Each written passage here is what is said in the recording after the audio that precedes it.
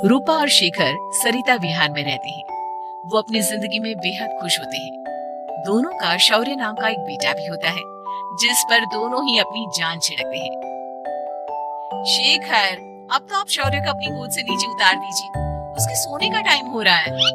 नहीं रूपा, इसे मेरे पास ही रहने दो प्लीज। मैं थोड़ी देर में इसे बिस्तर में सुला दूंगा।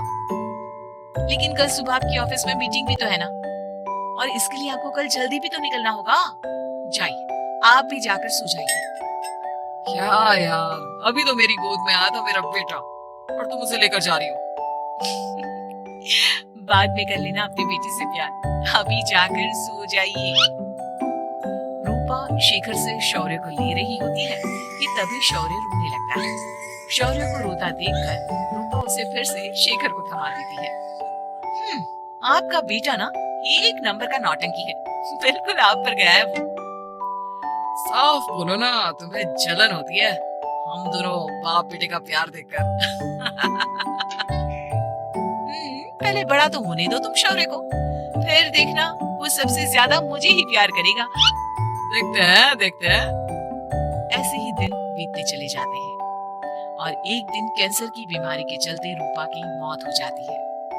अब शौर्य 3 साल का हो चुका होता है, जिसके कारण उसकी दादी शेखर पर दूसरी शादी का दबाव बनाने लगती है। शेखर, शौर्य अभी बहुत छोटा है और उसे इस समय एक माँ के प्यार की बहुत जरूरत है। माँ, मुझे दूसरी शादी नहीं करनी। क्या पता जो दूसरी औरत आएगी वो मेरे बेटे को एक माँ का प्यार दे या ना दे। तो रूपा की छोटी बहन वैशाली से ही शादी क्यों नहीं कर लेता? वो तो शौर्य को एक माँ का प्यार पूरा दे सकती है ना। मैंने कहा ना माँ, मुझे दूसरी शादी नहीं करनी, और अपनी ही पत्नी की बहन से तो हरगिज नहीं। ऊपर से अगर रूपा देख रही होगी तो वो क्या सोचेगी? अपने लिए ना सही, लेकिन तुझे शौर्य के लिए तो शादी करनी ही पड़ेगी ना बेटा। शेखर कुछ कहता उससे पहले ही अंजुमन उसे रूपा की कसम दे देती है, जिसके आगे मजबूर होकर शेखर शादी के लिए हामी भर देता है। देखो वैशाली, मैंने तुमसे शादी सिर्फ अपने बच्चे के लिए की है। मैं चाहता हूँ कि तुम उसे एक माँ का भरपूर प्यार दो। शौर्य, आपके साथ साथ मेरा भी कुछ लगता है। अगर आप मुझसे शादी नहीं भी करते, तब भी मेरा प्यार शौर्य के लिए कभी कम या ज्यादा नहीं होता।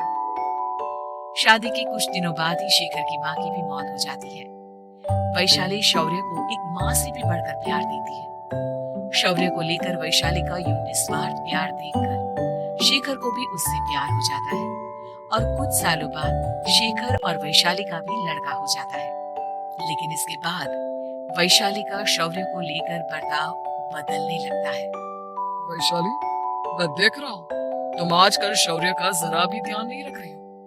मुझे पता नहीं था कि आदित्य के होने के बाद तुम इतना बदल जाओगी। आदित्य मेरा अपना सगा खून है और शौर्य दीदी का, फिर मैं दोनों में अंतर कैसे नहीं करूं? माँ भले ही दोनों के अलग अलग है, लेकिन पिता तो एक है ना। अगर मुझे पहले पता होता कि तुम इतनी जल्दी बदल जाओगी तो मैं कभी तुमसे शादी ही नहीं करता।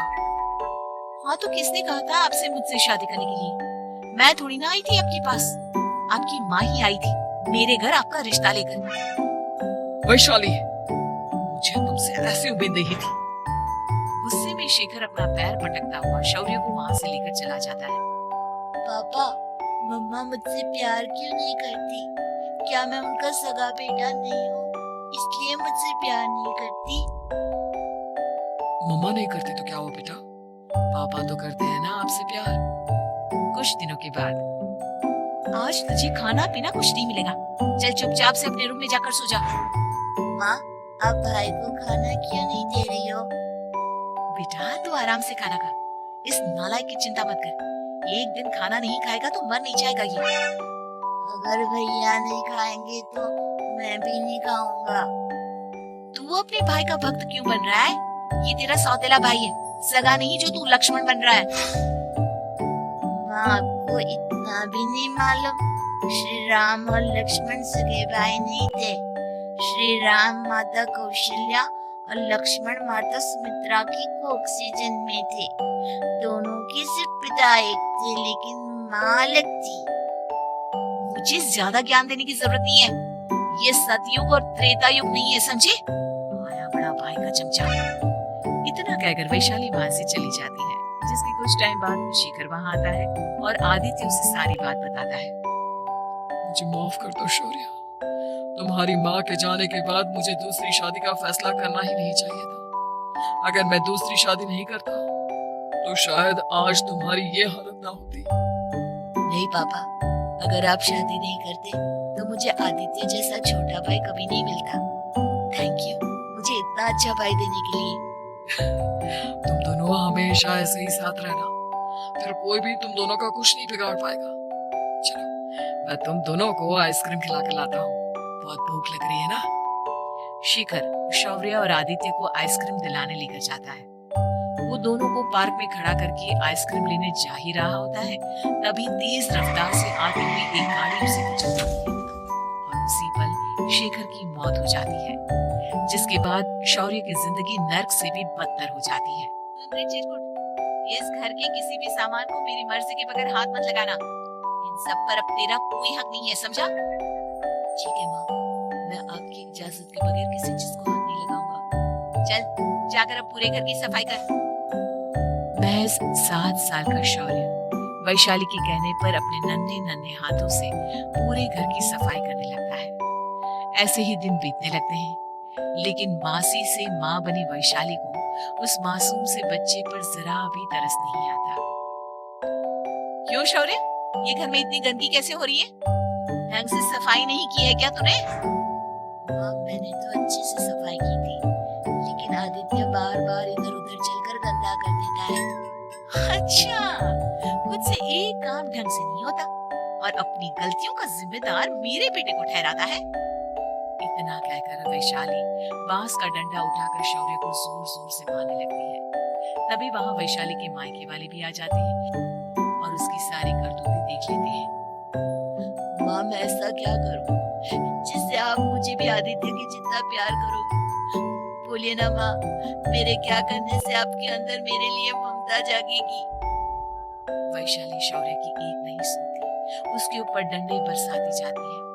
हद पार होते देख वैशाली की माँ उसका हाथ पकड़ती है और जोर से उसे थप्पड़ मारती है। यही सब करने के लिए तूने दामाद जी से शादी की थी? अपने सपने में भी तुझसे ऐसी हरकत की उम्मीद नहीं की थी। तू माँ नहीं, माँ के नाम पर एक धब्बा है। बस कीजिए माँ, आदित्य की इस दुनिया में आने से पहले मैंने इसे बहुत प्यार किया था, लेकिन अब जब मेरी खुद की औलाद है तो मैं किसी और के बच्चे से प्यार क्यों करूं? अरे नालायक औरत, जिसे तू किसी और का बच्चा कह रही है, वो तेरी खुद की सगी बहन का बच्चा है। बहन है तो क्या हुआ, मेरे अपने बच्चे से बढ़कर तो नहीं हो सकता ना ये कभी। अगर यही बात थी तो तू हमें पहले बता देती, हम शौर्य को अपने साथ ले जाते। उसे इस तरह प्रताड़ित करने की क्या जरूरत थी? अगर आपको लेकर जाना है ना तो ले जाइए इसे, मैं नहीं रोकूंगी। नहीं माँ, मुझे कहीं नहीं जाना, मुझे आपके साथ ही रहना है। मैं तेरी कोई माँ बाबा नहीं हूँ, तेरी माँ मर चुकी है, समझा? अब निकल जा मेरे घर से। माँ आप बहुत गंदी हो, मुझे भी नहीं रहना आपके साथ, मैं भी भाई के साथ ही जाऊंगा।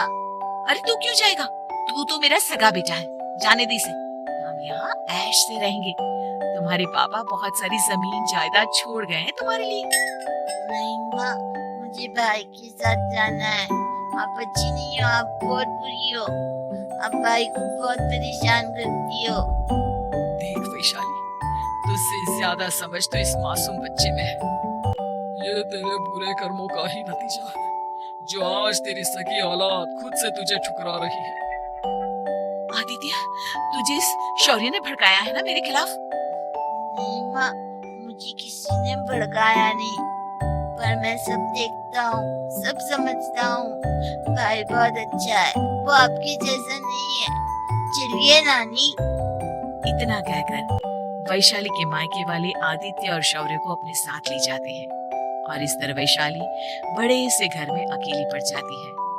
2 बेटों के होते हुए भी आज उसे माँ कहकर बुलाने वाला कोई नहीं होता। इस तरह की और भी वीडियो देखने के लिए लाइक करें, चैनल को सब्सक्राइब करें और बेल आइकॉन को दबाना ना भूलें।